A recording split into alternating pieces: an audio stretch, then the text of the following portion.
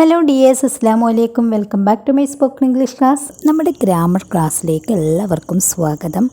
ഇന്ന് നമ്മൾ പഠിക്കാൻ പോകുന്നത് ഗ്രാമർ അല്ല, പക്ഷേ നമ്മൾ പഠിച്ച ഗ്രാമർ യൂസ് ചെയ്തുകൊണ്ട് ഡെയിലി ലൈഫിൽ യൂസ് ചെയ്യുന്ന സെൻറ്റൻസുകൾ എങ്ങനെ പറയാം എന്നാണ്. ഇപ്പോൾ പാസ്റ്റിൽ നമ്മളൊരു കാര്യം പറയുകയാണെങ്കിൽ, അതായത് കഴിഞ്ഞ ഒരു കാര്യം പറയുകയാണെങ്കിൽ നമ്മൾ എങ്ങനെയാണ് പറയാറ്? ഫോർ എക്സാമ്പിൾ, ഞാൻ അവൻ്റെ വീട് കണ്ടു. നമ്മൾ വീട് കണ്ടു വന്നതിന് ശേഷം നമ്മളിവിടെ പറയുകയാണ്. അപ്പം എങ്ങനെയാണ് പറയുക? ഞാൻ അവൻ്റെ വീട് കണ്ടു എന്ന് പറയാൻ വേണ്ടിയിട്ട് നമുക്കറിയാം സോ അല്ലേ? കാണുക സി, അതിൻ്റെ പാസ്റ്റ് എന്ന് പറയുന്നത് സോ ആണ്. അപ്പം ഞാനാണ് കണ്ടത്, ഐ സോ. ആരുടെ വീടാണ്? അവൻ്റെ വീടാണ്. അപ്പം ഐ സോ ഹിസ് ഹൗസ്. ഞാൻ അവൻ്റെ വീട് കണ്ടു. ഇനി ഞാൻ അവൻ്റെ വീട്ടിൽ പോയി എന്നെങ്ങനെ പറയും? ഇതും പാസ്റ്റിലാണ് പറയുന്നത്. ഞാൻ അവൻ്റെ വീട്ടിൽ പോയി എന്നെങ്ങനെ പറയുക? ഇവിടെ പോയി എന്നുള്ളതാണ് നമ്മുടെ വെർബ് എന്ന് പറയുന്നത്. അപ്പം ഗോ എന്ന് പറഞ്ഞു കഴിഞ്ഞാൽ പോവുക എന്നാണ്. അതിൻ്റെ പാസ്റ്റാണ് വെൻറ്റ് എന്ന് പറയുന്നത്, പോയി എന്ന് പറയുമ്പോൾ. അപ്പം ഐ വെൻറ്റ്, എവിടേക്കാണ് പോയത്? അവൻ്റെ വീട്ടിലേക്കാണ്. So I went to his house. ഞാൻ പോയി ടു ഹിസ് ഹൗസ്, അവൻ്റെ വീട്ടിലേക്ക്. അപ്പോൾ അവൻ്റെ വീട്ടിൽ പോയി എന്നെങ്ങനെ പറയും? I went to his house, അവൻ്റെ വീട്ടിൽ പോയി. ഇനി ഞാൻ അവൻ്റെ കാറിൽ കയറി എന്നെങ്ങനെ പറയാ? ഞാൻ അവൻ്റെ കാറിൽ കയറി എന്നെങ്ങനെ പറയും? അവൻ്റെ കാറിൽ കയറി. ഇതും കഴിഞ്ഞു പോയ കാര്യമല്ലേ? എങ്ങനെയാ പറയാ? നമ്മൾ കാറിൽ കയറുക, ഓട്ടോയിൽ കയറുക, അതുപോലെ തന്നെ ബസ്സിൽ കയറുക, ഇതിനൊക്കെ നമ്മളൊരു വേർഡ്സ് പഠിച്ചിട്ടുണ്ടല്ലേ? Get into, get onto എന്നൊക്കെ പറഞ്ഞിട്ട് നമ്മൾ പഠിച്ചിട്ടുണ്ട് അല്ലേ? അപ്പോൾ ഇവിടെ കാറിൽ കയറി എന്നാണ്, പാസ്റ്റിലാണ് പറയുന്നത്.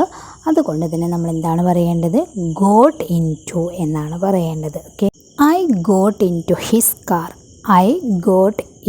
His car. ഞാൻ അവൻ്റെ കാറിൽ കയറി. ഇനി ഞാൻ അവൻ്റെ കൂടെ ഭക്ഷണം കഴിച്ചു എന്നെങ്ങനെ പറയാം? ഇതൊക്കെ നമ്മൾ ഡെയിലി ലൈഫിൽ യൂസ് ചെയ്യുന്ന സെൻറ്റൻസ് ആണല്ലേ? സിമ്പിളായിട്ട് നമുക്ക് പറയാൻ പറ്റും. ഞാൻ അവൻ്റെ കൂടെ ഭക്ഷണം കഴിച്ചു, ഇതും പാസ്റ്റ് ആണല്ലോ. ഐ എയ്റ്റ് വിത്ത് ഹിം എന്നാണ് വന്നിട്ടുള്ളത് അല്ലേ? അവൻ്റെ കൂടെ എന്ന് പറയുമ്പോൾ നമ്മളിവിടെ വിത്ത് ഹിം എന്ന് യൂസ് ചെയ്യണം. വിത്ത് എന്ന് പറഞ്ഞു കഴിഞ്ഞാൽ കൂടെ എന്നാണ്. അപ്പം ഐ എയ്റ്റ്, ഞാൻ കഴിച്ചു, വിത്ത് ഹിം, അവൻ്റെ കൂടെ. അപ്പം ഞാൻ അവൻ്റെ കൂടെ ഭക്ഷണം കഴിച്ചു എന്ന് പറയുമ്പോൾ I ate with him. Okay, ഇനി നമ്മൾ പറയാറുള്ളൊരു സെൻറ്റൻസാണ് ഞാനും അവനും ഒരുമിച്ച് ഓഫീസിൽ പോയി അല്ലേ? ഞാനും അവനും ഒരുമിച്ച് ഓഫീസിൽ പോയി. ഇതെങ്ങനെ പറയാം?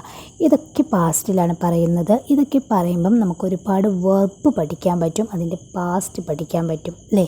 അപ്പോൾ ഞാനും അവനും ഒരുമിച്ച് ഓഫീസിൽ പോയി എന്ന് പറയുമ്പം ഇവിടെ രണ്ട് വ്യക്തികളാണ് പറയുന്നത് അല്ലേ? ഞാനും അവനും ഉണ്ട്. അപ്പം ഹി ആൻഡ് ഐ വെൻറ്റ്, ഞാനും അവനും പോയി to the office together. He and I went to the office together. Together എന്ന് പറഞ്ഞു കഴിഞ്ഞാൽ ഒരുമിച്ച്. അപ്പം ഞാനും അവനും ഒരുമിച്ച് ഓഫീസിൽ പോയി. അപ്പോൾ നമ്മൾ ഇതുവരെ പറഞ്ഞത് ഞാൻ, അവന് എന്നുള്ള സബ്ജക്റ്റൊക്കെയാണ്. ഇനി നമ്മൾ ഇങ്ങനെ പറയുകയാണെങ്കിലോ, അവൾ എന്നെ നേരത്തെ ഉണർത്തി. ഇതെങ്ങനെ പറയും? അവളാണ് ഇവിടെയുള്ള സബ്ജക്റ്റ് അല്ലേ?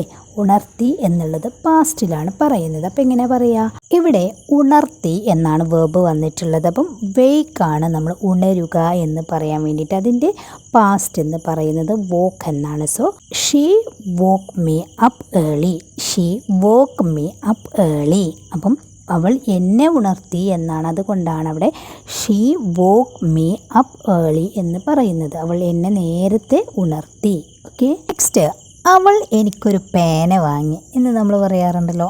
അവൾ എനിക്കൊരു പേന വാങ്ങി. ഇതെങ്ങനെ പറയാ? വാങ്ങുക, ബൈൻ്റെ പാസ്റ്റ് ബോട്ടാണ്. അപ്പം ഷീ ബോട്ട് മീ, അവൾ എനിക്ക് വാങ്ങി. എന്താ വാങ്ങിയത്? എ പെൻ, ഒരു പേന. അപ്പം she boat me A pen, അവൾ എനിക്കൊരു പേന വാങ്ങി. സിമ്പിളായിട്ട് നമുക്ക് സെൻറ്റൻസ് പറഞ്ഞ് പഠിക്കാം കേട്ടോ. ഇനി നമുക്ക് ഇങ്ങനൊരു സെൻറ്റൻസ് പറയണമെങ്കിലോ, ഞാൻ അവളുടെ ചുരിദാർ കൊണ്ടുവന്നു. ഇങ്ങനെയാണ് നമ്മൾ സെൻറ്റൻസ് ക്രിയേറ്റ് ചെയ്ത് പഠിക്കേണ്ടത്. ചെറിയ സിമ്പിൾ സെൻറ്റൻസുകളിൽ നിന്ന് വലിയ സെൻറ്റൻസുകൾ ക്രിയേറ്റ് ചെയ്ത് പഠിക്കണം. അപ്പോഴാണ് നമുക്ക് സംസാരിക്കാൻ കഴിയുകയുള്ളൂ അല്ലേ?